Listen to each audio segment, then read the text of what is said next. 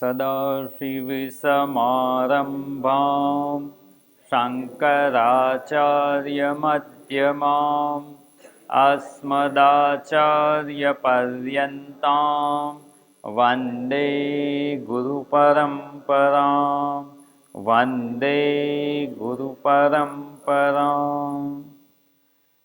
વાસુદેવેન્દ્રયોગીન્દ્રં નત્વા જ્ઞાનપ્રદં ગુરું મુમુક્ષૂણાં હિતાર્થાય તત્વબોધોભિધીયતે. ઘણા લાંબા સમય પછી પાછો આપણો આ વર્ગ શરૂ થઈ રહ્યો છે. લગભગ 4 મહિના થઈ ગયા. થોડુંક આમ કહીએ ને કે અત્યાર સુધી જે વિચારણા જોઈ ગયા છીએ એને ટૂંકમાં યાદ કરી લઈએ કે આ આપણો ગ્રંથ છે તત્વબોધ. આદિ શંકરાચાર્યજી દ્વારા રચિત જે આ તત્વબોધ ગ્રંથ છે એમાં તત્વનો બોધ કરાવવામાં આવે છે, તત્વનું જ્ઞાન કરાવવામાં આવે છે. તત્વ એટલે તે પણ બધાના સારભૂત, સર્વના સારભૂત જે તત્વ છે, જે આમ કહીએ ને કે એનું સારભૂત વસ્તુ જે છે એને અહીંયા તત્વ કહેવામાં આવે છે. અને તત્વનો બોધ અહીં પ્રદાન કરવામાં આવે છે, અર્થાત તત્વનું જ્ઞાન પ્રદાન કરવામાં આવે છે. બીજા શબ્દોમાં કહીએ તો આત્મ સ્વરૂપનું જ્ઞાન પ્રદાન કરવામાં આવે છે. તો એનાથી થશે શું?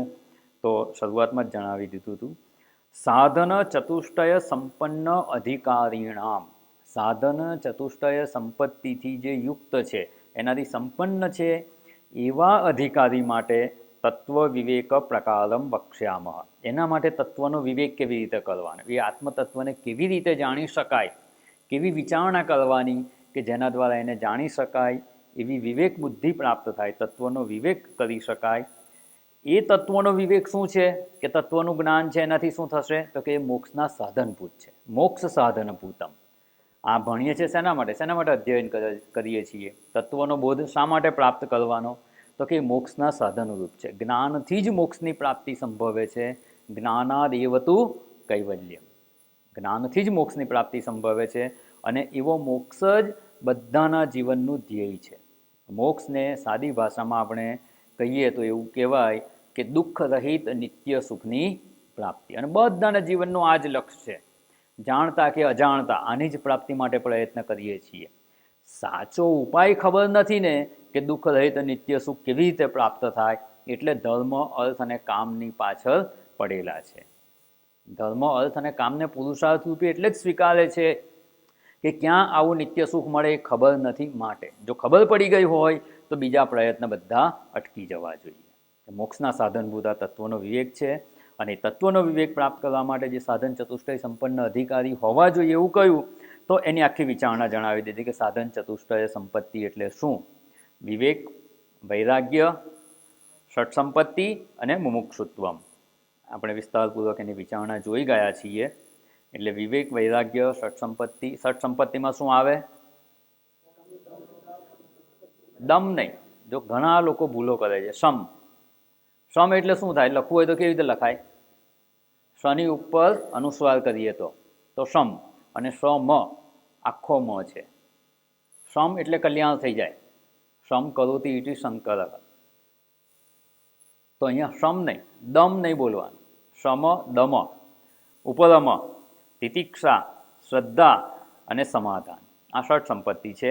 અને મુમુક્ષુત્વમ. આ 4 સાધન ચતુષ્ટય સંપત્તિ હોય એટલે આ 4 સાધન ચતુષ્ટય સંપત્તિ છે. એતત સાધન ચતુષ્ટયમ. અને આ સાધન ચતુષ્ટય સંપત્તિવાન જે અધિકારી છે, તતઃ આવી સાધન ચતુષ્ટય સંપત્તિ પ્રાપ્ત કરનાર છે તે જ તત્વ વિવેકસ્ય અધિકારીણ ભવંતી. એટલે તત્વનો વિવેક કરવો હોય તો સાધન ચતુષ્ટય સંપત્તિ પ્રાપ્ત હોવી જ જોઈએ. જો પૂર્ણપણે હશે તો એક જ વારના શ્રવણ માત્રથી એ મોક્ષની પ્રાપ્તિ થઈ જશે. જો પૂરતા પ્રમાણમાં નહીં હોય તો એને વધારવાનો પ્રયત્ન કરવાનો. પૂર્ણપણે આપણને પ્રાપ્ત થાય એવો આપણો પ્રયત્ન હોય અને આપણે આ તત્વ વિવેકની પ્રાપ્તિનો પ્રયત્ન કરતા રહેવાનું. હવે તત્વ વિવેક એટલે શું? તો કે આત્મા સત્યમ તદ અન્યત સર્વમ મિથ્યા ઇતિ. આત્મા જ સત્ય છે, બાકીનું બધું મિથ્યા છે. આ ગ્રંથની વિશેષતા એવી છે કે પોતે જ એક એક શબ્દ નવા નવા મૂકતા જાય અને એને એક્સપ્લેન કરે. પહેલાં જ કીધું સાધન ચતુષ્ટય સંપત્તિ, પછી એને એક્સપ્લેન કરી લીધી. પછી તત્વ વિવેક હતો. તત્વનો વિવેક એટલે શું? એની વિચારણા. તો આત્મા સત્યમ તદ અન્યત સર્વમ મિથ્યા. તો આત્મા એટલે શું એની વાત કરાવશે. તદ અન્યત એટલે શું, મિથ્યા એટલે શું એ પણ સમજાવશે. તો કે આત્મા એટલે શું? તો કે આત્મા કોણ છે? તો કે આત્મા કહ, એવું કરી અને એનો ઉત્તર આપી દે છે. આપણે દરેક વર્ગમાં આ ગદ્યનો તો પાઠ કરીએ જ છીએ, એટલે સાથે પાઠ કરી લઈએ. આત્મા કહ સ્થૂલ સૂક્ષ્મ કારણ શરીરાદ વ્યતિરિક્ત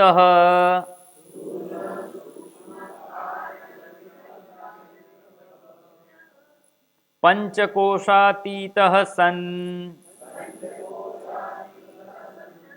અવસ્થાત્રય સાક્ષી સચ્ચિદાનંદ સ્વરૂપ સન યસ્તિષ્ઠતિ સ આત્મા. પાઠ કરીએ ને ત્યારે પણ થોડું માર્કિંગ કરી રાખવાનું ક્યાં અટકવાનું, તો એ વાક્યનો અર્થ આપણને સ્પષ્ટ થતો જાય. ગમે ત્યાં અટકતા જઈએ અને આખો પાઠ કરી લઈએ ને તો એની વિચારણા આપણા મનમાં સ્પષ્ટ ના થાય. એટલે અહીંયા જે રીતે આપણે કરીએ છીએ ને એવી જ રીતે પાઠ કરવાનો. જ્યારે પણ વાંચો ત્યારે પણ એ રીતે જ આ ગદ્યનું ઉચ્ચારણ થવું જોઈએ, તો એનો અર્થ સ્પષ્ટ થશે. આપણે એ પ્રમાણે જ અહીં પાઠ કરાવીએ છીએ કે સ્થૂળ સૂક્ષ્મ કારણ શરીરાદ વ્યતિરિક્ત. સ્થૂળ સૂક્ષ્મ અને કારણ શરીરથી વ્યતિરિક્ત છે, એનાથી ભિન્ન છે. પંચકોશાતીત સન, 5 કોષથી અતીત છે. અવસ્થાત્રય સાક્ષી, 3 અવસ્થાનો સાક્ષી છે. અને સતચિત આનંદ સ્વરૂપ જે છે, સ્થૂળ સૂક્ષ્મ અને કારણ શરીર એટલે શરીરત્રયથી વ્યતિરિક્ત છે. પંચકોશાતીત, 5 કોષથી અતીત છે, એનાથી પણ ભિન્ન છે. અને અવસ્થાત્રયનો સાક્ષી છે એટલે એનાથી પણ ભિન્ન છે. આ બધાથી ભિન્ન છે અને સતચિત આનંદ સ્વરૂપ છે. યસ તિષ્ઠતિ, જે આ સતચિત આનંદ રૂપે રહેલો છે તે સ આત્મા, એ આત્મા છે. હવે આટલું કહી દીધું એટલે હવે આ બધા નવા શબ્દો આવી ગયા ને, કે 3 શરીર એટલે શું, 3 અવસ્થા એટલે શું, 5 કોષ એટલે શું, સત, ચિત અને આનંદ એવા સ્વરૂપનો આત્મા કયો છે. તો સત એટલે શું, ચિત એટલે શું અને આનંદ એટલે શું, આ બધી વિચારણા કરવા માટે ગ્રંથ આગળ વધે છે. તો પહેલાં જેવું શરીરત્રય વ્યતિરિક્ત, તો સ્થૂળ સૂક્ષ્મ અને કારણ શરીર, 3 શરીરની વાત જણાવી. તો એની વિચારણા કરવી પડે કે સ્થૂળ શરીર એટલે શું. તો સ્થૂળ શરીરની આપણે વિચારણા જોઈ ગયા હતા. પંચીકૃત પંચમહાભૂતૈ કૃતમ, આ પણ જ્યારે પાઠ કરીએ તો ત્યાં અટકવાનું. પંચીકૃત પંચમહાભૂતમાંથી ઉત્પન્ન થયેલો છે. તો આ સ્થૂળ શરીર, બધાના સ્થૂળ શરીર પંચમહાભૂતમાંથી જ ઉત્પન્ન થયેલા છે. પંચીકૃત પંચમહાભૂતમાંથી, એટલે પંચીકૃત પંચમહાભૂત છે આ શરીરની ઉત્પત્તિનું શું કહેવાશે, કારણ કહેવાય. પણ એક એવું કારણ છે તો કે બધાના શરીર એમાંથી ઉત્પન્ન થયેલા છે એટલે એને સામાન્ય કારણ કહેવાય. પણ બધાના શરીર પંચીકૃત પંચમહાભૂતમાંથી ઉત્પન્ન થયેલા હોવા છતાં દરેકમાં વિશેષતા છે. કોઈ પણ 2 વ્યક્તિના શરીર એક સરખા છે ના. તો બધાના શરીર પંચીકૃત પંચમહાભૂતમાંથી ઉત્પન્ન થયા છે એ સામાન્ય કારણ છે. તો એમાં પાછી થોડી ઘણી વિશેષતા રહેલી છે. બધા જુદા જુદા જણાય છે. કેમ? તો કે એનું વિશેષ કારણ છે સત્કર્મજન્ય. પૂર્વેના જે કર્મો કરેલા છે એમાંથી એટલે દરેકના કર્મો જુદા જુદા છે, તો શરીરમાં પણ કંઈક વિશેષતા છે, તો એનું વિશેષ કારણ કહેવાય. પછી આગળ જાણે છે સુખ દુઃખ આદિ ભોગ આયતનમ, સુખ દુઃખ વગેરે ભોગવવા માટેનું આ સ્થાન છે. આ સ્થૂળ શરીરમાં હોઈએ તો જ સુખ કે દુઃખ રૂપી કર્મના ફળ આપણે ભોગવી શકીએ. એટલે એને ભોગવવા માટેનું સ્થાન કહેવામાં આવે છે. અને આ બધી વિચારણામાં છેલ્લે આપણે શું જોયું હતું? આપણે વિચારણા શું કરવાની, આપણા માટે ઉપયોગી વિચારણા શું છે, પેલું કહે ને આ સાયન્સ. અને હવે ટેકનોલોજી શું, તો કે આપણા જીવનમાં ઉપયોગી હોય એવી વિચારણા વિચારવાની.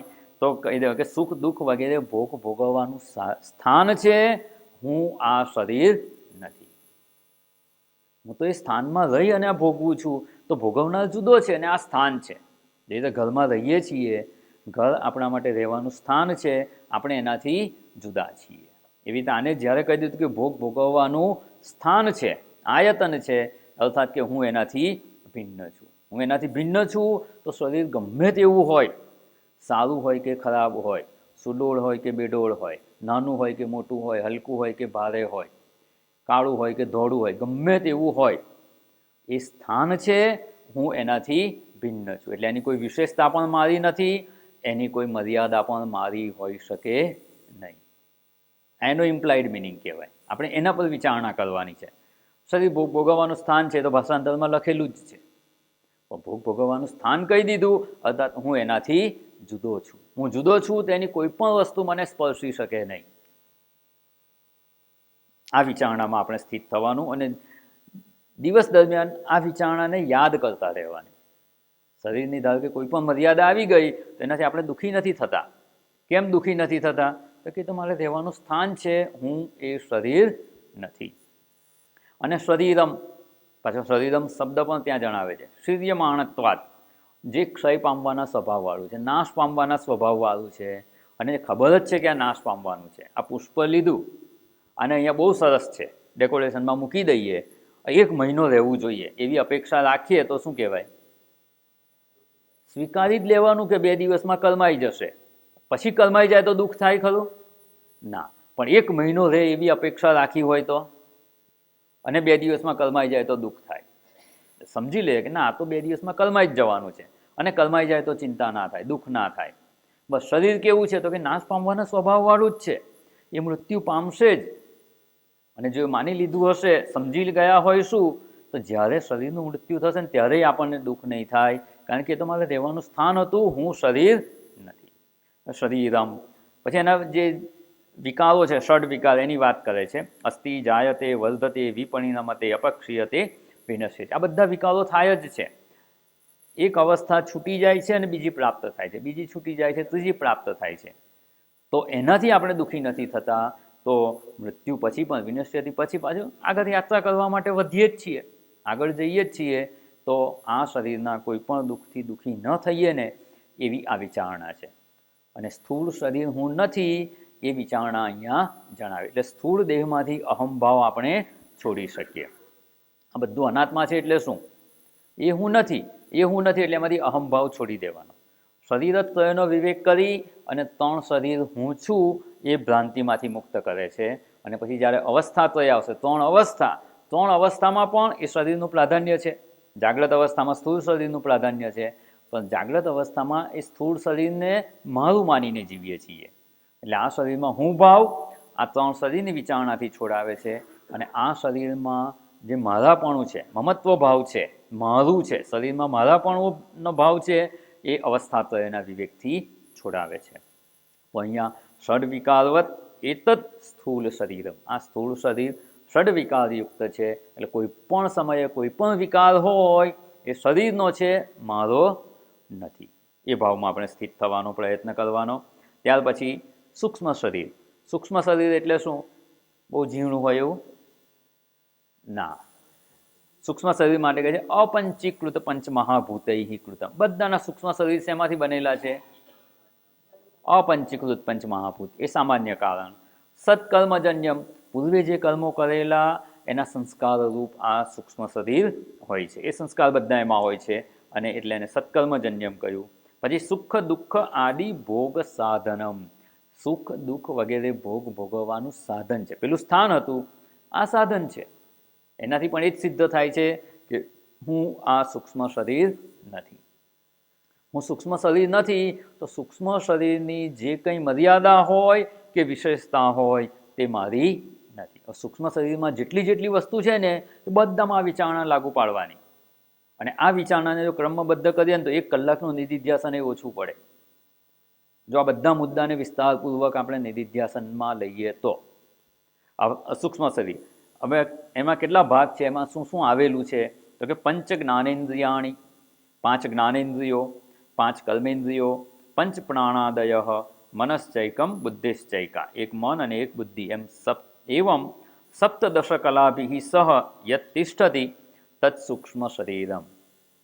જો 5 જ્ઞાનેન્દ્રિયો, 5 કર્મેન્દ્રિયો, 5 પ્રાણ, મન અને બુદ્ધિ. આ 5 જ્ઞાનેન્દ્રિયો કઈ કઈ છે? મોડું યાદ રાખવાનું, મેં કહ્યું હતું. આપણું મુખ છે ને, એમાં 5એ 5 આ ઇન્દ્રિયો આવી ગઈ છે. શ્રોત્ર, ચક્ષુ, પછી સ્પર્શેન્દ્રિય આવી ગઈ, ઘ્રાણેન્દ્રિય અને રસના ઇન્દ્રિય. આ 5 જ્ઞાનેન્દ્રિયો થઈ ગઈ. પછી 5 કર્મેન્દ્રિયોમાં હાથ પગ, પહેલાં તો 2 યાદ આવી ગયા, પછી વાણી, પછી ઉપસ્થ અને ગુદા. આ 5 કર્મેન્દ્રિયો થઈ. 5 પ્રાણ કયા? આપણે ભગવાનને નૈવેદ્ય ધરાવીએ ને ત્યારે શું કરીએ છીએ? ઓમ પ્રાણાય સ્વાહા એટલે પ્રાણ, અપાનાય સ્વાહા, વ્યાનાય સ્વાહા, ઉદાનાય સ્વાહા, સમાનાય સ્વાહા. તો પ્રાણ, અપાન, વ્યાન, ઉદાન અને સમાન, આ 5 પ્રાણ થઈ ગયા. મન અને બુદ્ધિ, 17 તત્વોનું આ સૂક્ષ્મ શરીર બનેલું છે. એ તત્ સૂક્ષ્મ શરીરમ. હવે વિચારણા કરી લેવાની આ નિધિધ્યાસનના બધા મુદ્દા જે સ્થૂળ શરીરમાં આપણે જોઈ ગયા ને, કે શરીરના કોઈ પણ વિકાર હોય, કોઈ પણ મર્યાદા હોય કે કોઈ પણ વિશેષતા હોય, એ મારી નથી. શરીરના કોઈ પણ વિકાર કોઈ પણ સમયે, શરીર બાળક હોય કે વૃદ્ધ હોય, એ શરીરના છે ધર્મો મારા નથી, હું એનાથી ભિન્ન છું. બસ એવી જ રીતે અહીંયા 5 જ્ઞાનેન્દ્રિયો, 5 જ્ઞાનેન્દ્રિયોની વિસ્તારપૂર્વક વિચારણા કરવાની અને આ રોજ એનો અભ્યાસ કરવાની, એનો સંસ્કાર પડવા જોઈએ. નહીં તો શું, એકવાર વિચારણા કરી લઈએ, પાછા વ્યવહારમાં પ્રવૃત્ત થઈ જઈએ ત્યારે ઇન્દ્રિયોના કર્મોને પોતાના જ માની લઈએ છીએ. ઇન્દ્રિયો દ્વારા કંઈ થયું કાર્ય તો મેં કર્યું, આંખે જોયું તો કહે છે કે મેં જોયું. આ પૂર્વેના અનેક જન્મોના સંસ્કાર છે ને, એને દૂર કરવા માટે ખૂબ લાંબા સમયનો આવો અભ્યાસ અનિવાર્ય છે. એટલે સતત કરતા રહેવાનું.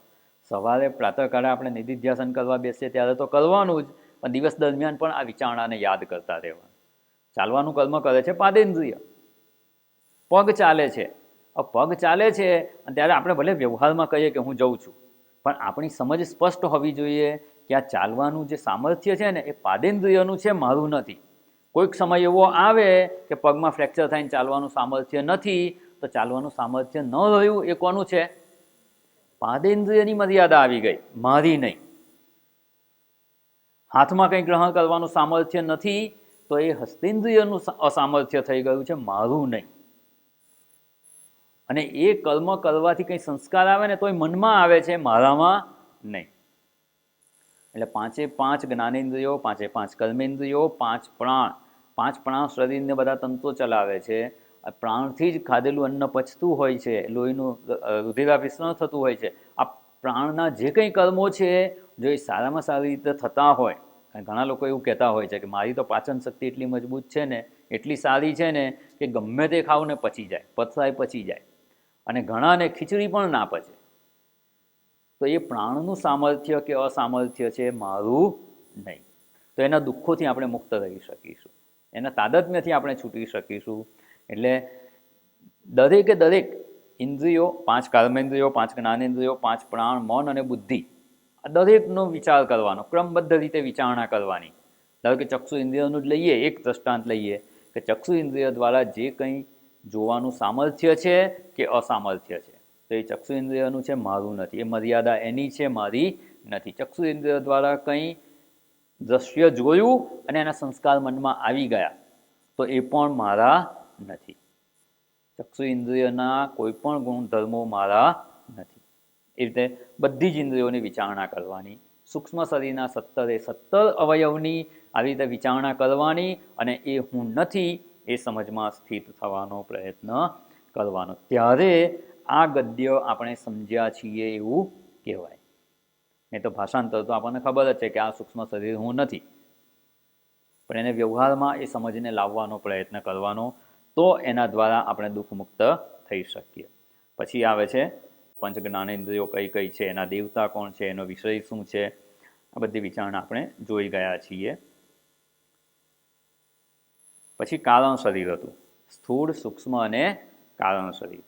કારણ શરીરમ કિમ, તો કે અનિર્વાચ્ય, એ અનિર્વાચ્ય છે, અનાદિ છે, અવિદ્યારૂપ છે, શરીરદ્વયસ્ય કારણ માત્ર. એને કારણ શરીર કેમ કહ્યું? કારણ શરીર શું આના જેવું છે? આ શરીર, આને આપણે શરીર કહીએ કે આવી આકૃતિ હોય એને શરીર કહેવાય. વાસ્તવમાં એવું નથી. શરીર કોને કહેવાય? તો કે શીર્યમાણત્વાત, જેનો નાશ થાય ને એને શરીર કહેવાય છે. આ શરીરનો નાશ થાય છે ને એટલે આને શરીર કહીએ. કંઈ આ આકૃતિ છે એટલે એને શરીર નથી કહેતા. સૂક્ષ્મ શરીરમાં આવી કોઈ આકૃતિ નથી, છતાં એને શરીર કહીએ છીએ, કારણ કે એનો પણ નાશ થાય છે. કારણ શરીરનોય નાશ થાય છે. ક્યારે? જ્ઞાન કાળે. તો એ કારણ શરીર કેવું છે?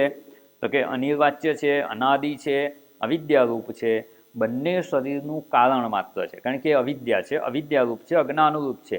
આત્મ સ્વરૂપનું અજ્ઞાન છે એટલે જ સ્થૂળ અને સૂક્ષ્મ શરીર છે. સૂઈ જઈએ ત્યારે પણ સૂક્ષ્મ શરીરનો લય થયો હોય છે, સ્થૂળ શરીર પણ શાંત હોય છે. તો એ બંનેનો લય થઈ ગયો છે પાછળ એ કારણ શરીરમાં, અને જ્યારે એમાંથી પાછા જાગીએ ત્યારે બંને શરીર ઉત્પન્ન થાય. આ શરીરનું મૃત્યુ થયા પછી સૂક્ષ્મ શરીર આગળ યાત્રા કરે છે અને પાછું નવું સ્થૂળ શરીર ધારણ કરે છે. પ્રલય કાળે પણ સ્થૂળ શરીરનો તો લય થઈ જ જાય છે, નાશ થઈ જાય છે. સૂક્ષ્મ શરીર પણ એના કારણરૂપ અજ્ઞાનમાં લય પામે છે અને પુનઃ સૃષ્ટિકાળે એ ફરી અભિવ્યક્ત થાય છે. જો કારણ શરીર ના હોય તો સૂક્ષ્મ અને સ્થૂળ શરીરની ઉત્પત્તિ સંભવ નથી. એટલે બંનેની ઉત્પત્તિનું કારણ હોવાથી અજ્ઞાન છે એટલે આત્મ સ્વરૂપનું જ્ઞાન થઈ ગયું તો કારણ શરીર નથી, તો સ્થૂળ અને સૂક્ષ્મ શરીર પણ હોતા નથી. એટલે આ બંનેનું કારણ હોવાથી, સ્થૂળ અને સૂક્ષ્મ શરીરની ઉત્પત્તિ એમાંથી થતી હોવાથી એને કારણ શરીર કહેવામાં આવે છે. અને સત સ્વરૂપ અજ્ઞાનમ, સત સ્વરૂપના અજ્ઞાનરૂપ છે, એકદમ વિરુદ્ધ છે. જો સત સ્વરૂપનું જ્ઞાન થઈ ગયું તો કારણ શરીર ના રહી શકે. પેલું કહે ને કે અંધારું શું છે? તો કે પ્રકાશના અભાવરૂપ છે. પ્રકાશ આવે તો અંધારું રહી શકે ખરું? ના. પ્રકાશના અભાવમાં જ અંધારું છે, કે પ્રકાશના અભાવને જ અંધારું કહીએ છીએ. એવી રીતે સત સ્વરૂપનું જે અજ્ઞાન છે ને એ જ કારણ શરીર છે. જેવું સત સ્વરૂપનું જ્ઞાન થઈ ગયું એટલે એનું અજ્ઞાન રહેશે નહીં. અજ્ઞાન નહીં રહે તો બંને શરીરનો પણ નાશ થઈ જશે. કારણ શરીર જશે તો સૂક્ષ્મ અને સ્થૂળ શરીર પણ રહેવાનું નથી. એટલે આ કારણ શરીરનો નાશ ક્યારે થાય? અહીંથી સ્પષ્ટ થઈ જાય છે કે સત સ્વરૂપના અજ્ઞાનરૂપ છે આ કારણ શરીર, તો સત સ્વરૂપનું જ્ઞાન થાય એટલે એ કારણ શરીરનો પણ નાશ થઈ જાય. નિર્વિકલ્પક રૂપમ, કોઈ પ્રકારની કલ્પના એમાં થઈ શકે તેમ નથી, કોઈ રીતે એને જાણી શકાય તેમ નથી. યદ અસ્તિ તત્ કારણ શરીરમ, અને આ અજ્ઞાન પણ હું નથી, કારણ શરીર પણ હું નથી. આટલી વિચારણા ત્રણ શરીરની જોઈ અને આ શરીરત્વય વ્યતિરિક્ત, સ્થૂલ સૂક્ષ્મ કારણ શરીરાદ વ્યતિરિક્ત અહમ. આ વિચારણાથી આત્મા કહ, આત્મા કોણ છે?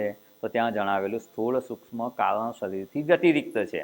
તો સ્થૂળ સૂક્ષ્મ અને કારણ શરીરની વિસ્તારપૂર્વક વિચારણા જોઈ અને એ હું નથી એ ભાવમાં સ્થિત થવાનું છે.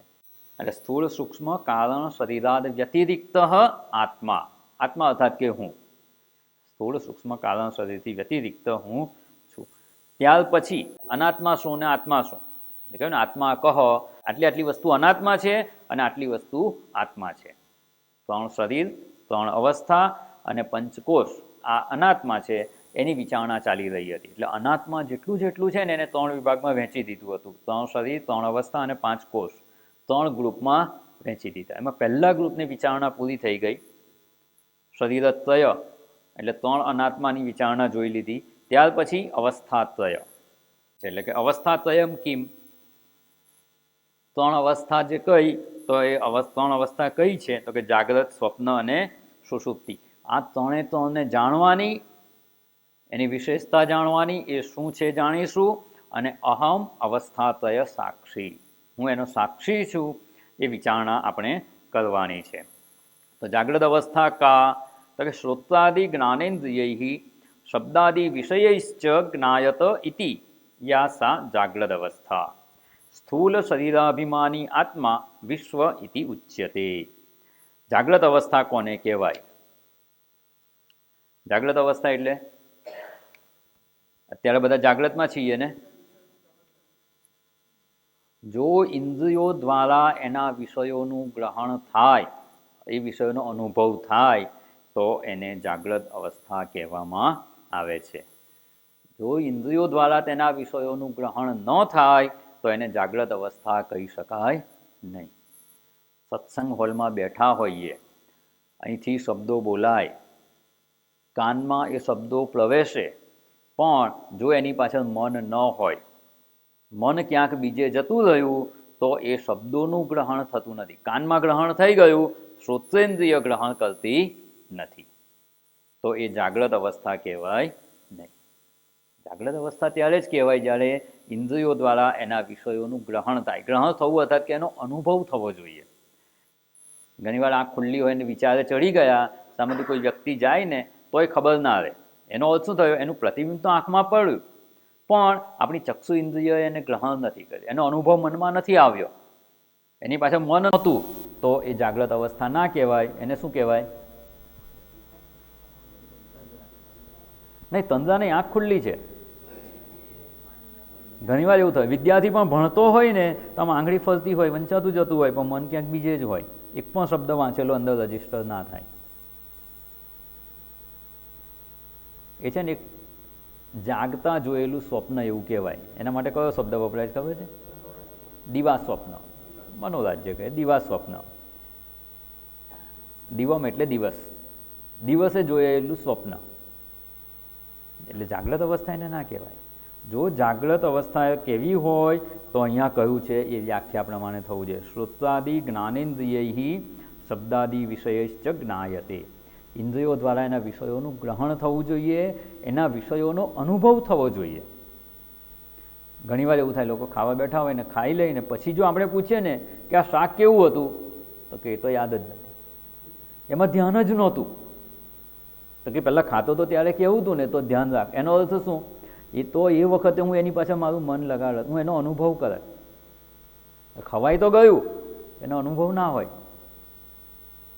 એટલે અહીંયા જાગ્રત અવસ્થા કા તો કે શ્રુતાદિ જ્ઞાનેન્દ્રિય શબ્દાદિ વિષયશ્ચ જ્ઞાયતે ઇતિ સા જાગ્રત અવસ્થા. એ જાગ્રત અવસ્થા કહેવામાં આવે છે. અને એવી જાગ્રત અવસ્થા મારી નથી. કોની છે? સ્થૂલ શરીર ના, શરીરની કેવી રીતે કહેવાય? જાગ્રત અવસ્થા વિશ્વની છે, એનો અભિમાની છે, એની એ અવસ્થા છે.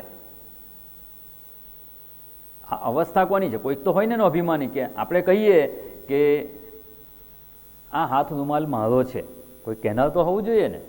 હાથ રૂમાલ કોનો છે? તો મારો છે, એવું કહેનાર કોઈક હોવું જોઈએ. એવી રીતે આ સ્થૂળ શરીરની જે અવસ્થા છે, જે જાગ્રત અવસ્થા છે, એમાં સ્થૂળ શરીરનું પ્રાધાન્ય છે. એટલે કહેવામાં આવે છે સ્થૂળ શરીરનો જે અભિમાની છે એ વિશ્વ છે, અને એ વિશ્વની આ જાગ્રત અવસ્થા છે. એટલે આપણે જે કહીએ કે હું રમેશ છું, મહેશ છું, મગન છું, છગન છું, એવું જ્યારે કહીએ તો વ્યવહારમાં બરાબર છે, પણ આવું કહેનાર છે કોણ? વિશ્વ છે. ત્યાં પછી બીજા કોઈ ભેદ હોતા નથી, બધાનો વિશ્વ એક જ છે. જે કે હું, બધા જ કહેશે હું છું, મારી જાગ્રત અવસ્થા છે, હું જાગ્રત અવસ્થામાં વ્યવહાર કરું છું. આ નામ પણ પછી આવેલા છે.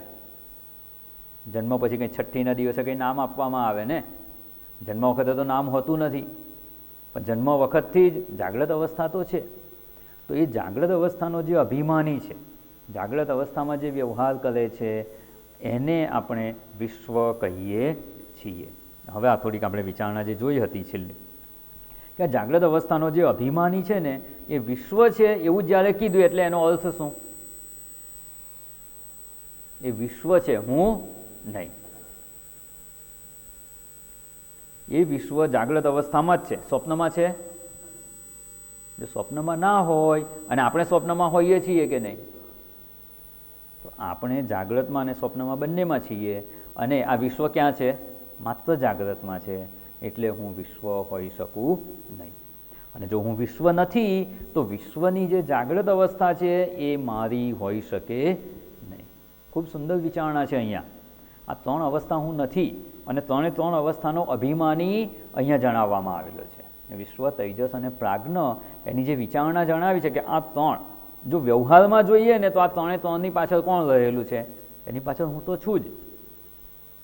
આમ શાસ્ત્રની ભાષામાં કહે છે એ વિશ્વ છે, પણ એ જ્યારે વિશ્વ પોતાની જાગ્રત અવસ્થાનું અભિમાન કરી અને જાગ્રત અવસ્થા અનુભવે છે, ત્યારે પણ હું તો છું. અને આ વિશ્વ સાથે તાદાત્મ્ય કરી લઈએ છીએ. હું વિશ્વ છું એવું માની લઈએ છીએ. અને હું વિશ્વ છું તો વિશ્વની જે જાગ્રત અવસ્થા છે એ પણ મારી અવસ્થા થઈ જાય છે. અને જો જાગ્રત અવસ્થા મારી હોય તો જાગ્રત અવસ્થામાં જે કંઈ વ્યવહાર થાય એ બધા કોના થઈ ગયા? મારા થઈ ગયા. અને એનાથી જે કંઈ સુખ દુઃખ થશે તે એ પણ મને થશે. તો એ સુખ દુઃખથી મુક્ત થવા માટે આપણે શું કરવાનું? તો કે જાગ્રત અવસ્થા મારી નથી, વિશ્વની છે અને હું વિશ્વ નથી. વેદાંતની ખૂબ સુંદર પ્રક્રિયા અહીંયા જણાવવામાં આવે છે. અને આ બધાનું મિથ્યાત્વ જણાવવાનું છે. કેમ? તો કે અનાત્મા છે એવું સિદ્ધ કરવામાં આવે છે. અનાત્મા છે એટલે મિથ્યા છે, મિથ્યા છે એ મારું સ્વરૂપ હોઈ શકે નહીં. પણ મિથ્યાત્વ સિદ્ધ કેવી રીતે કરવાનું? આ કે ત્રણે ત્રણ અવસ્થાની આપણે વિચારણા પૂરી થશે પછી એને વિસ્તારપૂર્વક જોઈશું. અત્યારે ખાલી એમ કહે ને કે આપણે લક્ષ્ય આપણે જોઈ લઈએ તો ખબર પડે કે આપણે કયા રસ્તે જવાનું છે. એટલે એકદમ ટૂંકમાં કહેવું હોય તો એવું કહી શકાય કે જ્યારે એવું કહેવામાં આવ્યું કે આ વિશ્વ, તૈજસ અને પ્રાજ્ઞ ત્રણે ત્રણ અવસ્થાના અભિમાની છે. અને ત્રણે ત્રણ વખતે આપણે તો હોઈએ જ છીએ. એટલે ત્રણે ત્રણ સાથે આપણે તાદાત્મ્ય કરીએ છીએ અને ત્રણે ત્રણની સાથે આપણે હોઈએ છીએ. અને ત્રણે ત્રણ પાછા એકબીજાની અવસ્થામાં છે ખરા? જાગ્રતનો વિશ્વ સ્વપ્ન અને સુષુપ્તિમાં નથી, સ્વપ્નનું તૈજસ જાગ્રત અને સુષુપ્તિમાં નથી, અને સુષુપ્તિનો જે પ્રાજ્ઞ છે એ જાગ્રત અને સ્વપ્નમાં નથી. એનો અર્થ શું થયો? કે હું ત્રણે ત્રણમાં છું, ત્રણે ત્રણ રૂપે હું છું. જ્યારે ત્રણે ત્રણ રૂપે હું છું એવું કહીએ, વ્યવહારમાં ત્રણે ત્રણ રૂપે કોણ? હું જ છું. જેને હું કહીએ છીએ એ વિશ્વ રૂપે પણ હું છું, સ્વપ્નમાં તૈજસ રૂપે પણ હું જ છું, અને સુષુપ્તિ અવસ્થામાં પ્રાજ્ઞ રૂપે પણ હું જ છું. હવે જ્યારે ત્રણે ત્રણ રૂપે હું છું અને પહેલાં ત્રણે ત્રણ બદલાય છે, એનો અર્થ એ થયો કે ત્રણે ત્રણની અંદર જે હું છું ને એ એનાથી જુદો છું. તો જ ત્રણે ત્રણમાં જઈ શકે ને. એક વ્યક્તિ મોટરસાઇકલ ચલાવે છે, પછી મોટરસાઇકલ મૂકી દીધી અને કાર ચલાવે છે. કાર ચલાવે છે પછી કાર મૂકી દીધી અને પ્લેન ચલાવે છે, વિમાન ઉડાડે છે. હવે આ જ્યારે મોટરસાઇકલ ચલાવે ત્યારે શું કહેવાય? એને રાઇડર કહેવાય. રાઇડ કરે ને, મોટરસાઇકલને રાઇડિંગ આવે, એ રાઇડર છે.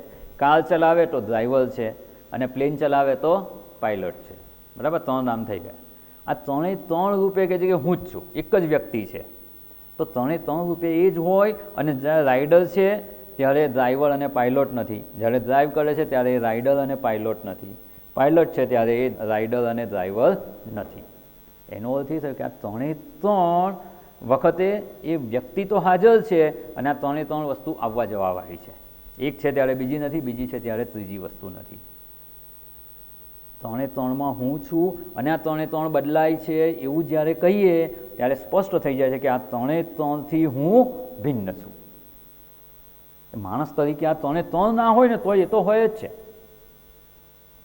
એ મોટરસાઇકલ ના ચલાવતો હોય, ગાડી ના ચલાવતો હોય, પ્લેન પણ ના ઉડાડતો હોય, ત્યારે પણ એ વ્યક્તિ તો છે જ. એટલે જ્યારે એ ત્રણે ત્રણ રૂપે હું છું એવું કહેવામાં આવે અને ત્રણે ત્રણ વસ્તુ ભિન્ન છે, બહુ સ્પષ્ટતાથી સમજી લેજો. ખૂબ અગત્યની વિચારણા છે કે જગતનું આ બધાનું મિથ્યાત્વ કેવી રીતે શાસ્ત્રો સિદ્ધ કરે છે. મિથ્યાત્વ કહીએ છીએ પણ કઈ પ્રક્રિયાથી સિદ્ધ થાય છે એ સમજવું આવશ્યક છે. તો આ ત્રણે ત્રણ રૂપે હું જ છું અને છતાં એ ત્રણે ત્રણ વસ્તુ જો જુદી જુદી હોય, એકબીજાની હાજરીમાં ન હોય, એક હોય ત્યારે બીજું ના હોય, બીજું હોય ત્યારે ત્રીજું ના હોય, તો એ ત્રણે ત્રણ મારાથી ભિન્ન જ છે, હું એનાથી જુદો છું એ વાત સિદ્ધ થઈ જાય છે. જ્યારે રાઈડ કરે ત્યારે રાઇડર છે, મોટરસાઇકલ ચલાવે ત્યારે રાઇડર છે. રાઇડર, ડ્રાઈવર અને પાયલોટ એ ત્રણે ત્રણ રૂપે પેલી વ્યક્તિ છે. એટલે આ ત્રણે ત્રણથી એ ભિન્ન છે. અને એ ભિન્ન હોવા છતાં એ જ્યારે ત્રણે ત્રણ રૂપે જણાય ને તો પેલી ત્રણ વસ્તુ મિથ્યા કહેવાય. એ વસ્તુ મિથ્યાત્વ ક્યારે થાય? સત્ય તો પેલી વ્યક્તિ જ છે. એ થોડોક સમય રાઇડર બને છે એવું લાગે. જ્યારે રાઇડર કે ગાડી મોટરસાઇકલ ચલાવે છે ત્યારે એ રૂપે જણાય છે, વાસ્તવમાં તો વ્યક્તિ એ પોતાના સ્વરૂપે છે જ. એટલે ત્રણ રૂપે છે એનાથી ભિન્ન છે. પહેલા સ્ટેપમાં એવું કે ત્રણે ત્રણ કોણ છે? તો કે એ વ્યક્તિ જ ત્રણે ત્રણ રૂપે છે. પછી કહેવામાં આવે કે ત્રણે ત્રણ રૂપે એક જ વ્યક્તિ હોય તો એ ત્રણથી ભિન્ન જ હોય. અને ત્રણથી ભિન્ન હોય અને છતાં ત્રણે ત્રણ રૂપે જણાય તો એ ત્રણે ત્રણ વસ્તુ મિથ્યા હોય. બીજું એક સરસ દ્રષ્ટાંત લઈ લઈએ. માટી છે, માટીમાંથી ઘડો બને, ઈંટ બને અને નળિયા બને. આ ત્રણ વસ્તુ છે. જ્યારે ઘડો છે, ઈંટ છે અને નળિયા છે, આ ત્રણે ત્રણ રૂપે શું છે? માટી જ છે. જો માટી જ ત્રણે ત્રણ રૂપે હોય તો માટી એનાથી ભિન્ન છે કે એક જ છે? વ્યવહારમાં જેને ઈંટ કહીએ, ઈંટ અર્થાત નામ અને આકાર, એવો આકારમાં માટી ગોઠવાઈ ગઈ તો એને ઈંટ કહી દીધી. એવો આકાર છે અને નામ આપી દીધું. બીજા આકારમાં ગોઠવાઈ ગઈ તો એને ઘડો નામ આપી દીધું. એટલે આકાર બદલાઈ ગયો, નામ બદલાઈ ગયું, છે તો માટી જ. એટલે જે ઈંટ, ઘડો અને નળિયા જે નામ અને આકાર છે એનાથી માટી તો જુદી જ છે, અને છતાં એ ત્રણે ત્રણ રૂપે છે શું? માટી જ છે. ત્રણે ત્રણ રૂપે માટી જ છે અને છતાં માટી જુદી છે, તો એવું કહી શકાય કે ઈંટ, ઘડો અને નળિયા જેને કહેવામાં આવે છે નામ અને રૂપ, એ મિથ્યા છે. ઘડો, ઈંટ, નળિયાનું મિથ્યાત્વ કેવી રીતે સિદ્ધ થાય? વ્યવહાર તો એમાં જ કરીએ છીએ, પણ જ્યારે એમાં વ્યવહાર કરીએ છીએ ત્યારે આ દ્રષ્ટાંત યાદ રાખવાનું કે ઘડો છે, ઈંટ છે, નળિયા છે, એ ત્રણે ત્રણ રૂપે માટી જ છે. ત્રણે ત્રણ રૂપે માટી જ છે અને છતાં માટી જો એનાથી ભિન્ન અસ્તિત્વ હોય એનું, તો આ ત્રણે ત્રણ મિથ્યા કહેવાય. એનાથી ભિન્ન અસ્તિત્વ ના હોય, એ ના હોય છતાં માટી રહે છે, એનું ભિન્ન અસ્તિત્વ છે અને છતાં એ રૂપે જણાતી હોય, તો જે રૂપે જણાય છે એ મિથ્યા છે. બસ એવી જ રીતે હું, જેને હું કહીએ છીએ તે વ્યવહારમાં એને વિશ્વ કહીએ છીએ, સ્વપ્નમાં એને તૈજસ કહીએ છીએ અને સુષુપ્તિમાં એને પ્રાજ્ઞ કહીએ છીએ. આ ત્રણે ત્રણ રૂપે જો હું જ રહેલો હોઉં, એનો અર્થ કે હું એનાથી જુદો છું. જો હું વિશ્વરૂપ જ હોઉં, એનાથી જુદો ના હોઉં, તો હું સ્વપ્નમાં તૈજસ રૂપે ના થઈ શકું. હું એનાથી વિશ્વથી ભિન્ન છું તો જ હું તૈજસ થઈ શકું ને. હું તૈજસ રૂપે થઉં છું એટલે વિશ્વથી ભિન્ન છું. હું પ્રાજ્ઞ રૂપે થઉં છું એટલે હું તૈજસથી ભિન્ન છું, અને છતાં એ રૂપે જણાવું છું. વિશ્વ તૈજસ પ્રાજ્ઞ રૂપે જણાવું છું, પણ હું એનાથી ભિન્ન જ છું, અને છતાં વ્યવહારમાં એ રૂપે જણાતા હોય ને, તો પેલા જે ત્રણ જુદા જુદા જણાય છે એ મિથ્યા છે અને હું સત્ય છું, જે ત્રણે ત્રણ રૂપે જણાઈ રહ્યા છે. બસ આ વિચારણાને આપણે આત્મસાત કરવાની છે, અને એ અહીંયા કહેવામાં આવેલું છે અહમ અવસ્થાત્રય સાક્ષી. ત્રણે ત્રણ રૂપે જણાવું છું, એ ત્રણે ત્રણ મિથ્યા છે, એટલે હું એનો સાક્ષી બનું છું. જે અભિનેતા હોય, ત્રણ અલગ અલગ રોલમાં કામ કરે, એકમાં રાજા બને, એકમાં પોલીસ બને, એકમાં ચોર બને, તો આ ત્રણે ત્રણ રૂપે કોણ છે? અભિનેતા જ છે, અને છતાં એ ત્રણે ત્રણથી ભિન્ન છે. ત્રણે ત્રણથી ભિન્ન છે છતાં એ ત્રણ રૂપે જણાય છે. એનો અર્થ એ થયો કે આ ત્રણે ત્રણ છે એના અભિનય છે, એ સત્ય નથી, મિથ્યા છે. બસ એવી જ રીતે ત્રણ અવસ્થાના ત્રણ રોલ આપણે કરી રહ્યા છીએ, વિશ્વ, તૈજસ અને પ્રાજ્ઞ. અને એમાં આપણે આ જે ત્રણ અવસ્થામાં પ્રથમ અવસ્થા જાગ્રત અવસ્થાની વિચારણા જોઈ હતી, એને ખાલી આપણે યાદ કરવાનો પ્રયત્ન કર્યો, અને ત્યારબાદ સ્વપ્ન અવસ્થા જોઈ હતી. સ્વપ્ન અવસ્થામાં શું હતું? સ્વપ્નાવસ્થા કેતી ચેત જાગ્રત અવસ્થાયામ યદ દ્રષ્ટમ યદ શ્રુતમ તજ્જનિત વાસનયા નિદ્રા સમયે યઃ પ્રપંચ પ્રતીયતે સા સ્વપ્નાવસ્થા સૂક્ષ્મ શરીરાભિમાની આત્મા તૈજસ ઇત્યુચ્યતે.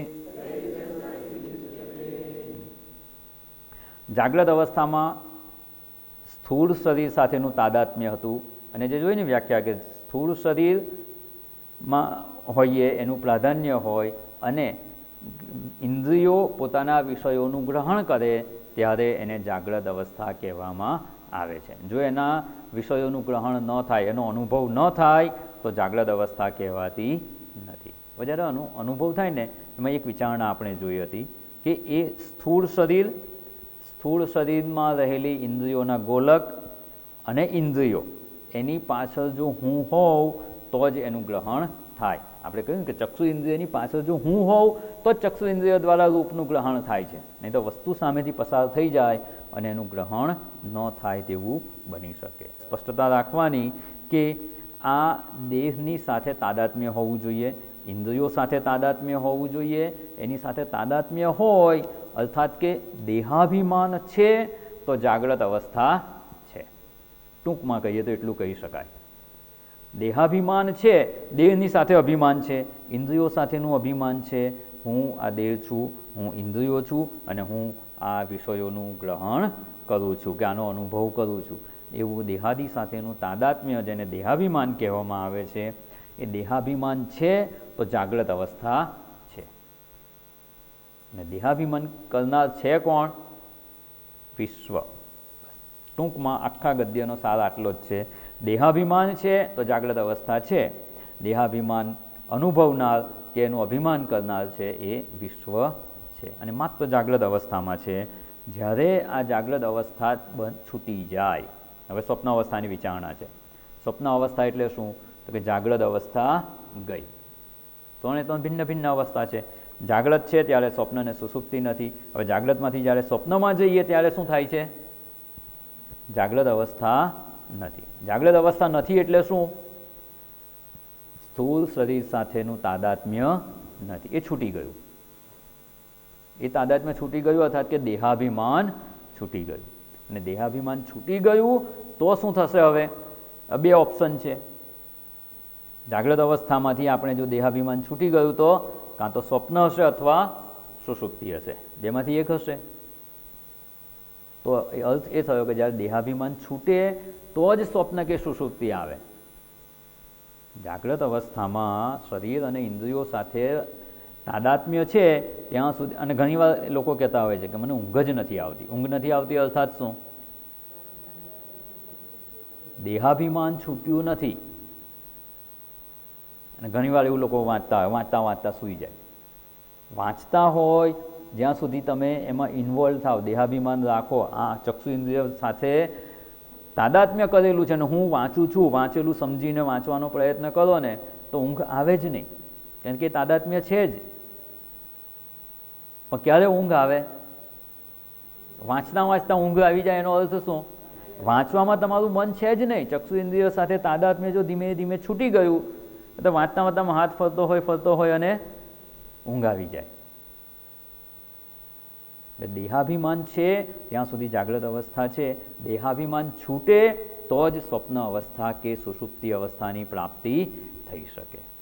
અને એ અહીંયા આપણે જોવાનું છે કે જાગ્રત અવસ્થાયામ યદ દ્રષ્ટમ યદ શ્રુતમ તજ્જનિત વાસનયા નિદ્રા સમયે પ્રપંચ પ્રતીયતે સા સ્વપ્નાવસ્થા. ત્યારે આ દેહાભિમાન છૂટી જવું જોઈએ. છૂટી જાય તો જ સ્વપ્નાવસ્થાની પ્રાપ્તિ થાય. અને સ્વપ્ન અવસ્થા કે સુષુપ્તિ અવસ્થા ગઈ અને જાગી ગયા, જાગ્રત અવસ્થા પાછી પ્રાપ્ત થઈ, એ ક્યારે ખબર પડે? કોઈ માણસ સૂઈ ગયો હોય, ઊભો થાય અને ચાલવા માંડે એટલે જાગ્રત અવસ્થા આવી ગઈ. ઊંઘમાંય કેટલા લોકોને ચાલવાની આદત હોય છે. અને ઊંઘમાં જો ચાલવાની આદત હોય તો ચાલીને થોડું ઘરમાં આંટો મારીને પાછા આવીને સૂઈ જાય તો એટલો સમય શું એની જાગ્રત અવસ્થા કહેવાય? ના. જો એ ઊંઘમાં ચાલતો હોય પણ એને દેહાભિમાન જ ના હોય,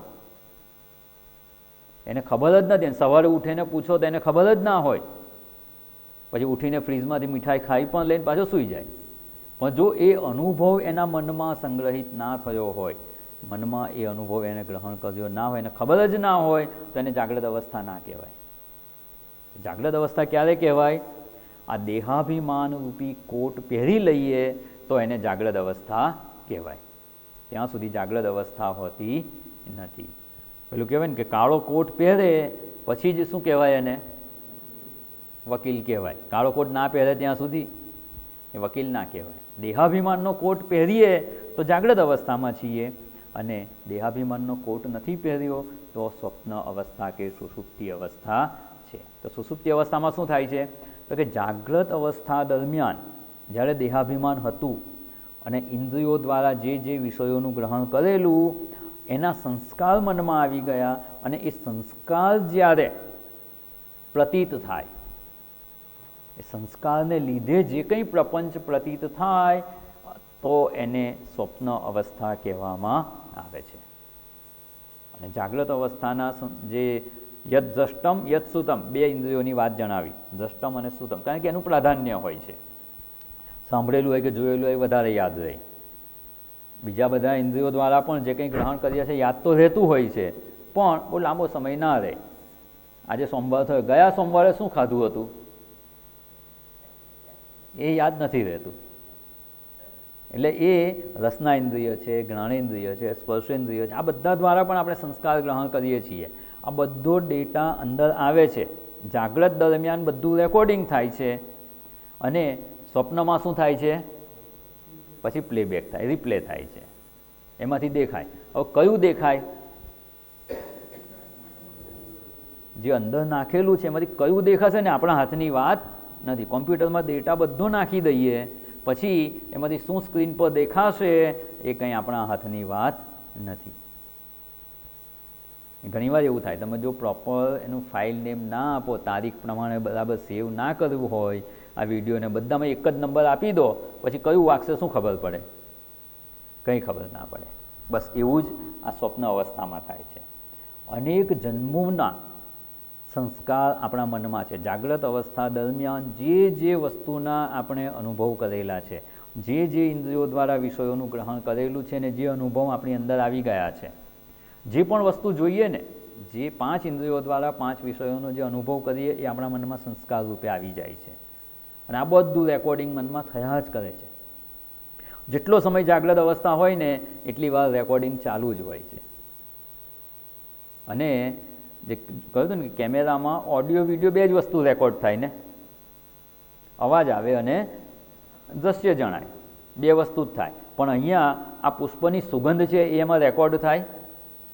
અત્યારે સૂંઘીએ તો આપણને એની સુગંધ આવે, પણ મહિના પછી આ પ્રવચન સાંભળીએ તો એ ના આવે. એટલે બે જ વસ્તુ રેકોર્ડ થાય છે. આપણા મનમાં કેટલી વસ્તુ રેકોર્ડ થાય છે?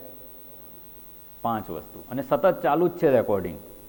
5 વસ્તુ એ તો ખરું, 5 વિષયોના સંસ્કાર, એની સાથે સાથે બીજી વસ્તુ રેકોર્ડ થાય છે. આપણા મનની પ્રતિક્રિયા પણ રેકોર્ડ થાય છે. કોઈક વસ્તુ જોઈ કે આ વ્યક્તિ જોઈ એ જોવા દ્વારા ચક્ષુઇન્દ્રિય દ્વારા સંસ્કાર આવી ગયા. પણ આ વ્યક્તિ સારી છે, આ વ્યક્તિ ખરાબ છે, કોઈના પ્રત્યે ગુસ્સો હોય, કોઈના પ્રત્યે પ્રેમ હોય, આ બધું પણ રેકોર્ડ થતું હોય છે. અને ખબર હોય આપણને, પછી રેકોર્ડ થયું છે કેવી રીતે ખબર પડે? જ્યારે યાદ કરે કે હા મહિના પહેલાં પેલો ભાઈ આવેલો ને એણે આવું કહ્યું હતું, મને બહુ ગુસ્સો આવેલો એ વખતે જે ગુસ્સાનો અનુભવ થયો ને એ પણ રેકોર્ડ થઈ ગયું છે. આ બધો ડેટા મનમાં છે.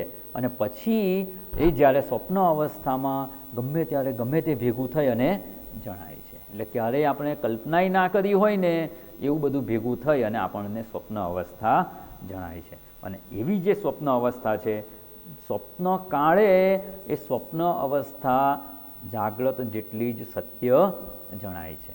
એટલે કહ્યું યહ પ્રપંચ પ્રતીયતે. જાગ્રતમાં પ્રપંચ છે એ સ્થૂળ પ્રપંચ છે, સ્વપ્નમાં છે તે સૂક્ષ્મ પ્રપંચ છે.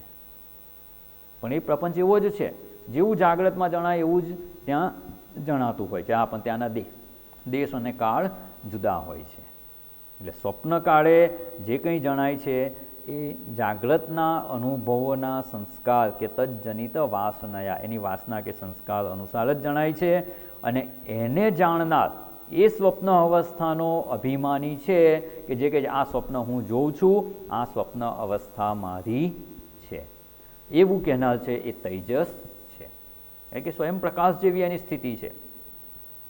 જાગ્રતમાં બાહ્ય કોઈ પ્રકાશ છે ના, આપણી આંખો ખુલ્લી છે ના, તો ભાઈ બધું કેવી રીતે જણાય છે? જાગ્રતમાં જણાય એટલું સ્પષ્ટ જણાતું હોય છે. એને પોતાના જ પ્રકાશમાં જુએ છે, એટલે એને તૈજસ કહેવામાં આવે છે. બાહ્ય કોઈ પ્રકાશની એને આવશ્યકતા હોતી નથી. અને આવા સૂક્ષ્મ શરીરના અભિમાની જે છે તે તૈજસ છે. હવે આટલું કહ્યું એટલે શું? સ્વપ્ન અવસ્થામાં જે કંઈ જણાય એ તૈજસનો અનુભવ છે. સ્વપ્ન અવસ્થા તેજસની અવસ્થા છે. હું તૈજસ નથી. જ્યારે હું તૈજસ નથી તો ગમે એટલું સારું સ્વપ્ન આવે કે ગમે તેવું બિહામણું સ્વપ્ન આવે, એનાથી આપણે દુઃખી થઈશું નહીં. અને ઘણીવાર લોકો સ્વપ્નને લીધે જ જાગ્રત અવસ્થામાં દુઃખી થતા હોય છે. મને તો આવું ખરાબ સ્વપ્ન આવ્યું, અથવા મને બહુ સારું સ્વપ્ન આવ્યું, તો સુખી થતા હોય છે. તો સ્વપ્ન જાગ્રતમાં થાય ત્યાં સુધી તો સમજાય.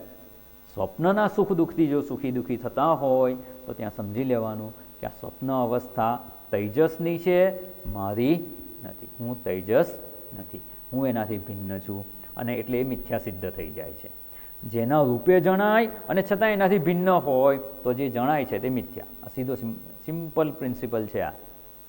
આ વેદાંતનો સિદ્ધાંત છે કે એનું મિથ્યાત્વ કેવી રીતે સિદ્ધ કરવાનું, કે જે જણાય છે, જે વસ્તુ એના રૂપે જણાય છે એનાથી ભિન્ન છે, તો જણાયેલી વસ્તુ જે છે, જે રૂપે જણાય છે એ મિથ્યા છે. તો અહીંયા આ સ્વપ્ન અવસ્થાની વિચારણા પણ આપણે જોઈ. અને ત્યારબાદ હવે ત્રીજી જે અવસ્થા છે, ત્રીજી અવસ્થા આવે છે સુષુપ્તિ અવસ્થા. અને આ સુષુપ્તિ અવસ્થાની વિચારણા ખૂબ સુંદર વિચારણા છે. જેવી જે કહીએ ને કે ત્રણ શરીરની વિચારણામાં આપણે કારણ શરીરની વિચારણા જોઈ હતી. કારણ શરીરની વિચારણા સમજવી થોડીક અઘરી પડે એવી છે. એવી રીતે અહીંયા પણ સુષુપ્તિ અવસ્થા છે, એ સુષુપ્તિ અવસ્થા પણ સમજવી થોડીક મુશ્કેલ છે. કેમ મુશ્કેલ છે ખબર છે? જાગ્રત અવસ્થા તો સહેલાઈથી સમજાઈ જાય ને, જે કહીએ ઇન્દ્રિયો દ્વારા એના વિષયોનું ગ્રહણ થાય, કંઈ રૂપ જોયું, આ તે બધી વિચારણા સમજાઈ જાય, કારણ કે આપણો અનુભવ છે, આપણે એનું અનુભવીએ છીએ. એટલે સ્વપ્ન અવસ્થા પણ આપણને સરળતાથી સમજાઈ જાય છે, કારણ કે સ્વપ્નનો એ આપણને અનુભવ છે. સ્વપ્નનો અનુભવ ના હોય એવું કોઈ બને? ભાગ્ય જ કોઈક એવું હોય કે જે એવું કહે કે મને સ્વપ્ન નથી આવતું. વાસ્તવમાં એવું હોતું નથી. સ્વપ્ન આવે, યાદ ના રહે એવું બને, કારણ કે સૂઈ ગયા, સુષુપ્તિ અવસ્થા આવી, પછી સ્વપ્ન અવસ્થા આવે, પછી પાછી સુષુપ્તિ અવસ્થા, એટલે બે ઊંઘની વચ્ચે કંઈ આવી ગયું તો ના પણ રજીસ્ટર થાય, ધ્યાન ના પણ રહે, આપણને યાદ ન રહે એવું બની શકે. પણ છતાં સ્વપ્ન અવસ્થા પણ આપણે અનુભવીએ છીએ, એટલે સરળતાથી સમજી શકાય તેમ છે. અને સુષુપ્તિ અવસ્થા એટલા માટે અઘરી છે કે એ વખતે આપણે સૂઈ ગયા છીએ, એનો અનુભવ કરનાર મન છે એ પણ લઈ પામી ગયું છે, અને એટલે એને સમજવું થોડું મુશ્કેલ છે.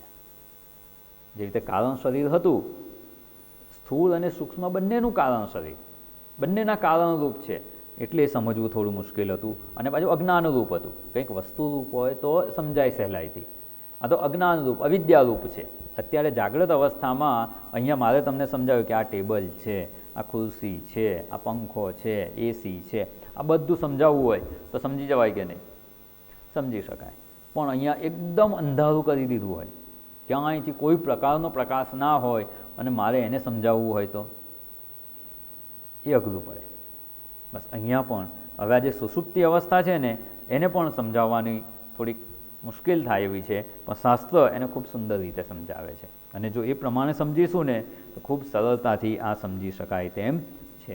અને અંતે સમજવાનું શું છે? જાગ્રત અવસ્થા સમજવાની હતી? સુષુપ્તિ અવસ્થા સમજવાની હતી? ના, એ અવસ્થા મારી નથી, એ સમજવાનું છે. અહમ અવસ્થાત્રય સાક્ષી.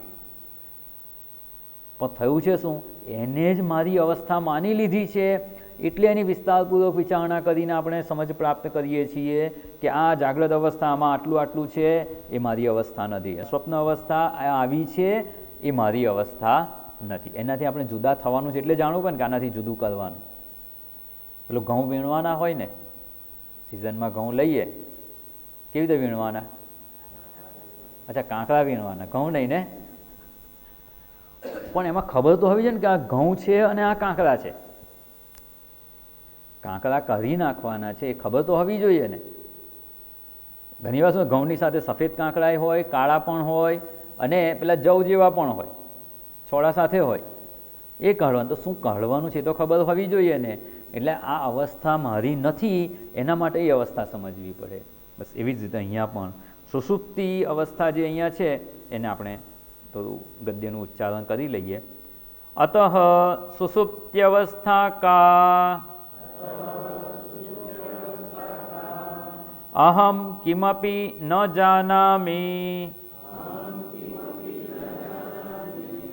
સુખેન મયા નિદ્રાનુભૂયતે ઇતિ સુષુપ્ત્યવસ્થા કારણ શરીરાભિમાની આત્મા પ્રાજ્ઞ ઇત્યુચ્યતે. હવે સુષુપ્તિ અવસ્થા એટલે શું? અતઃ સુષુપ્તિ અવસ્થા કા? સુષુપ્તિ અવસ્થા કોને કહેવાય એવો જ્યારે પ્રશ્ન કરવામાં આવે ત્યારે એનો ઉત્તર આપે છે અહમ કિમપી ન જાનામિ. કિમ એટલે કંઈ પણ, કિમ અપી કંઈ પણ, હું કંઈ પણ જાણતો નથી. એક વાક્ય થઈ ગયું. પછી સુખેન મયા નિદ્રા અનુભૂયત. અનુભૂયત ઇતિ, પાછળ ઈ છે ને એટલે આના માત્રનો લોપ થયો છે. વાસ્તવમાં છે નિદ્રા અનુભૂયતે.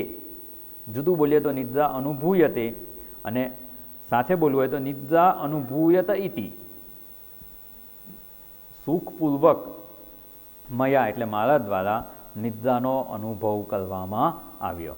સરળ ભાષામાં કહીએ તો હું સુખેથી સૂતો હતો. સુખેન મયા નિદ્રા અનુભૂયતે. સુખપૂર્વક મેં નિદ્રા અનુભવી અથવા નિદ્રામાં મેં સુખ અનુભવ્યું. આવો જ્યારે અનુભવ હોય, બે પ્રકારનો અનુભવ થયો. અહમ કિમપી ન જાનામિ, હું કંઈ જાણતો નથી, અને સુખેન મયા નિદ્રા અનુભવ્યતે. આ બે પ્રકારનો અનુભવ થાય તો એને સુષુપ્તિ અવસ્થા કહેવામાં આવે છે. બંનેની આપણે વિચારણા કરીશું. બેમાંથી એક હોય ને, ધારો કે સુખપૂર્વક સૂતો હતો અથવા મને સુખનો અનુભવ થયો. જો સુખનો અનુભવ થયો પણ કંઈક જાણીને સુખનો અનુભવ થયો હોય તો સુષુપ્તિ અવસ્થા ના કહેવાય. કંઈ નથી જાણતો અને સુખનો અનુભવ થયો તો એને સુષુપ્તિ અવસ્થા કહી શકાય. જાગ્રતમાં કંઈક આપણે અનુભવ કરીએ અને સુખનો અનુભવ થાય, કંઈક વિષય ગ્રહણ થાય અને સુખનો અનુભવ થયો, ખાલી સુખેન મયા નિદ્રા અનુભવ, સુખનો અનુભવ થયો એટલું હોય તો આપણે અહીંયા એને આ અહમ કિમપી ના જાનામી એની સાથે છે કે એના વગર? કંઈ નથી જાણતો અને સુખનો અનુભવ ના થાય, બેમાંથી એક હોય ને તોય એને નિદ્રા કહેવાય નહીં. કંઈ નથી જાણતો પણ સુખ પણ ના થયું હોય તો નિદ્રા ના આવી હોય, એ તંદ્રા જેવી અવસ્થા હોય, બેહોશી જેવી અવસ્થા હોય. અહીંયા નિદ્રા શબ્દની સ્પષ્ટ વ્યાખ્યા કરી છે. કંઈ ન જાણવું અને સુખ થવું, એને તો કંઈ ન જાણીએ અને સુખ કેવી રીતે થાય તો એને આપણે સમજવાનો પ્રયત્ન કરવાનો. એથી સુષુપ્તિ અવસ્થા, અને આ અવસ્થામાં કારણ શરીરનું પ્રાધાન્ય છે. જે રીતે જાગ્રત અવસ્થા હતી એમાં કયા શરીરનું પ્રાધાન્ય છે? જાગ્રત અવસ્થામાં સ્થૂળ શરીરનું. સ્થૂળ શરીર દ્વારા જ વિષયોનું ગ્રહણ સંભવે છે. અહીંયા ઇન્દ્રિયો વિષયોનું ગ્રહણ કરે પણ સ્થૂળ શરીરનું પ્રાધાન્ય છે, એટલે સ્થૂળ શરીરનું અભિમાની વિશ્વ એવું કહ્યું, એની જાગ્રત અવસ્થા. સ્વપ્ન અવસ્થામાં સૂક્ષ્મ શરીર, ત્યાં સ્થૂળ શરીરનો કોઈ જ આમ કહીએ ને એનો કોઈ ભાગ નથી, ત્યાં માત્ર મન ત્યાં છે, એટલે સૂક્ષ્મ શરીરનું ત્યાં પ્રાધાન્ય છે. અને સૂક્ષ્મ શરીરનો અભિમાની તૈજસ અને એની અવસ્થા સ્વપ્નાવસ્થા. તો આ જે સુષુપ્તિ અવસ્થા છે એમાં શું તો કે કારણ શરીર છે, ત્યાં સ્થૂળ શરીર પણ નથી, સૂક્ષ્મ શરીર પણ નથી, અર્થાત મન પણ નથી. સૂક્ષ્મ શરીર પણ નથી, માત્ર કારણ શરીર છે. કારણ શરીરનો અભિમાની છે એને પ્રાજ્ઞ કહેવામાં આવે છે. હવે અહીંયા થોડીક વિચારણા કરવા, એટલા માટે વિચારણા કરવાની છે કે આ પ્રાજ્ઞ હું નથી. અહમ અવસ્થાત્રય સાક્ષી, તો પ્રાજ્ઞની આ સુષુપ્તિ અવસ્થા છે, એ સુષુપ્તિ અવસ્થામાં કોઈ પણ અનુભવ થાય એ મારી નથી, હું એનાથી ભિન્ન છું. એટલે અહમ અવસ્થાત્રય સાક્ષી એ વિચારણામાં આ ત્રીજી અવસ્થા છે, જાગ્રત, સ્વપ્ન અને સુષુપ્તિ. તો એમાં આ સુષુપ્તિ અવસ્થાની વિચાર, હું કંઈ જાણતો નથી એટલે શું એનો અર્થ સમજવાનો છે. સુખેન મયા નિદ્રા અનુભૂયતે એનો અર્થ સમજવાનો છે. અને આ બંને સાથે હોય તો એને સુષુપ્તિ અવસ્થા કહેવાય. અને અહીંયા જે કારણ શરીરનો અભિમાની આત્મા પ્રાજ્ઞ, એને પ્રાજ્ઞ કેમ કહેવામાં આવે છે, પ્રાજ્ઞ શબ્દનો પણ અર્થ આપણે સમજીશું. અને હું પ્રાજ્ઞ નથી એ સમજમાં આપણે સ્થિત થવાનો પ્રયત્ન કરવાનો છે.